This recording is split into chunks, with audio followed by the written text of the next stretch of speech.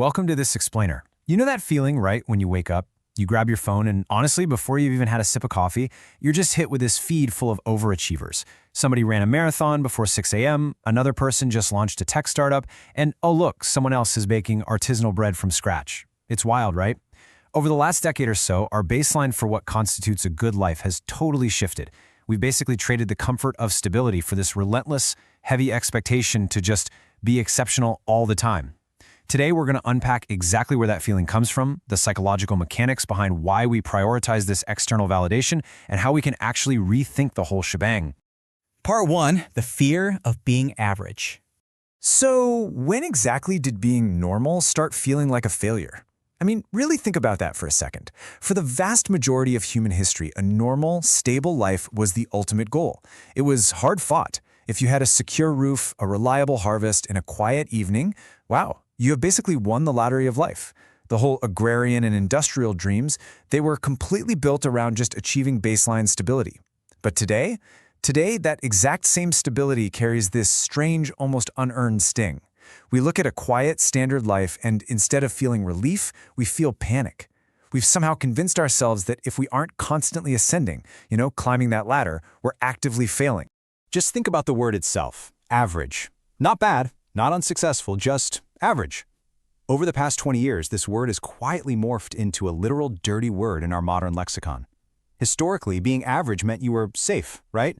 You are part of the pack, you belonged. But psychologically, our culture has completely flipped the definition. Today, average no longer means safe, it means invisible.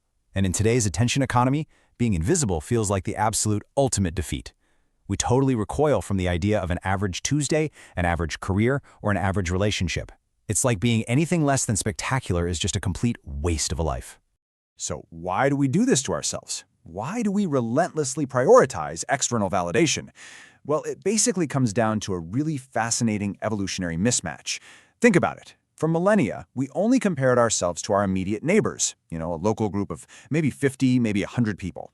Now, we live in a global village. Suddenly, our brains are forced to compare our daily reality to the top 0.001% of the entire human population. Every single day, we're measuring ourselves against the highly curated highlight reel. People becoming successful way younger, making way more money, building better bodies, living wildly exciting lives. It creates this relentless dopamine loop where we just constantly seek external validation, basically just to feel adequately worthy in this massive global arena. Section 2. The external validation trap. Modern culture is constantly handing down this very clear, very loud mandate. Stand out, become exceptional, build a unique life, become more.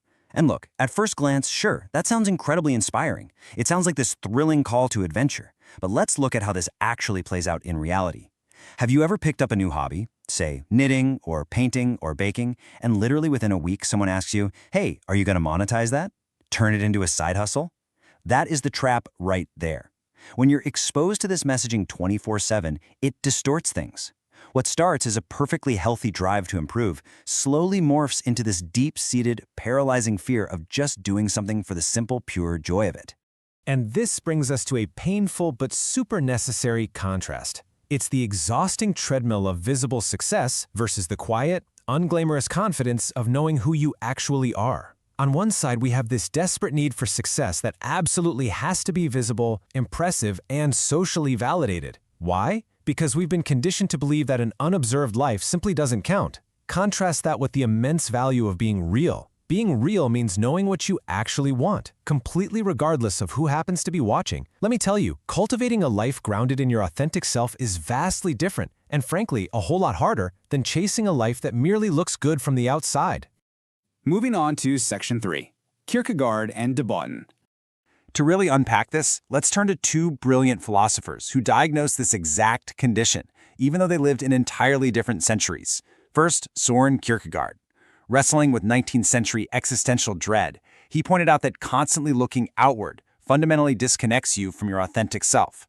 He argued that when you're always comparing, your life stops being an action. It just becomes a reaction to everyone else.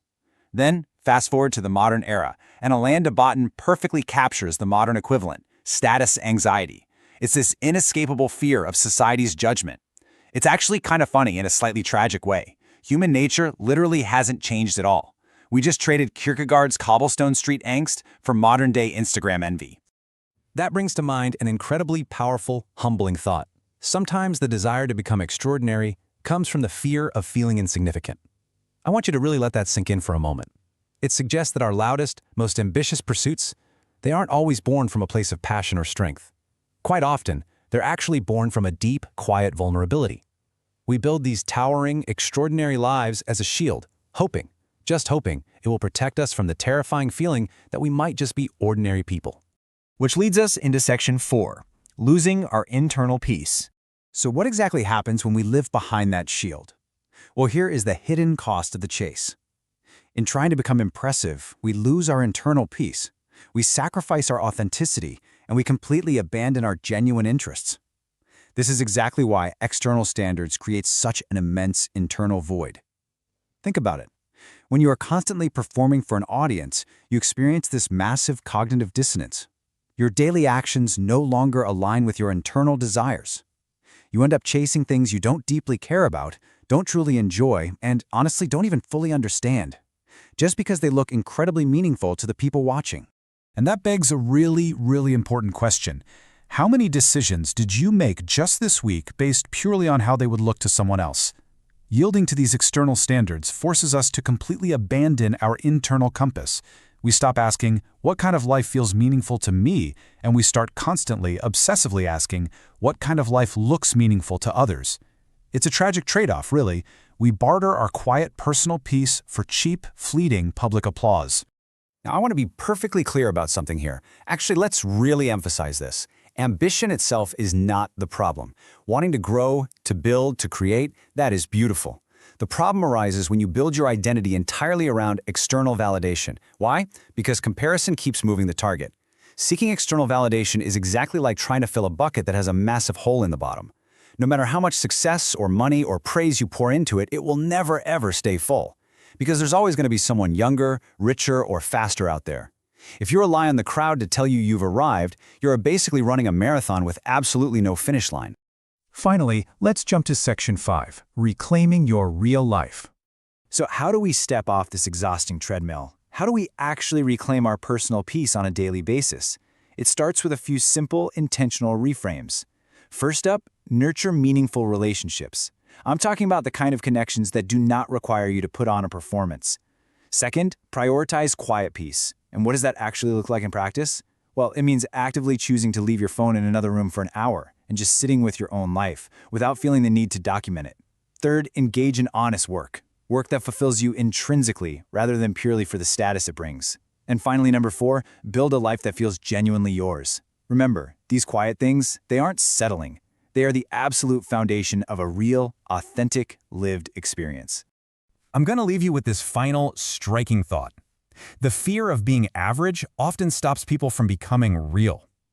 The next time you feel that subtle dread of being ordinary creeping in, I want you to stop and ask yourself, are you actually afraid of failing? Or are you just afraid of not being watched? The choice of who to be and how to define your own enough is entirely yours. Thanks so much for joining me for this explainer. See you next time.